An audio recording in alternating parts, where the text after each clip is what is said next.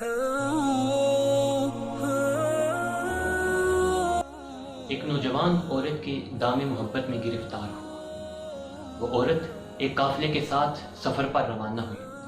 نوجوان کو جب علم ہوا کہ وہ عورت قافلے کے ہمراہ ہے اور اس نے بھی اپنا رخت سفر باندھا اور قافلے کے ہمراہ ہو لیا۔ رات کا وقت ہوا، قافلے نے ایک جنگل میں پڑاؤ کیا۔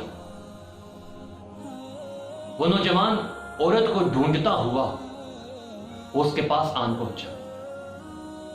عورت کو کہتا ہے کہ میں تیری دام محبت میں گرفتار ہوں، میں تجھ پہ فریفتہ ہوں، میں تجھ سے بڑی محبت کرتا ہوں۔ عورت نے کہا جاؤ ایک چکر لگا کے آؤ کہ قافلے میں کوئی جاگ نہ رہا ہو۔ وہ نوجوان گیا، اس نے چکر لگایا اور اس نے دیکھا کہ کوئی بھی نہیں جاگ رہا۔ اس نے آ کر عورت سے کہا کہ سارے سو رہے ہیں۔ عورت نے کہا تمہارا رب کے بارے میں کیا خیال ہے، کیا وہ بھی سو رہا ہے؟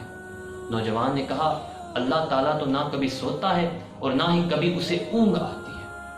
تو عورت نے کہا اگرچہ سارے لوگ سو گئے ہیں لیکن رب تو جاگ رہا ہے، ہمیں اس سے ڈرنا چاہیے، ہمیں یہ کام کرنے سے اللہ تعالیٰ سے ڈرنا چاہیے، اللہ سے ڈرنا ہم پر فرض ہے۔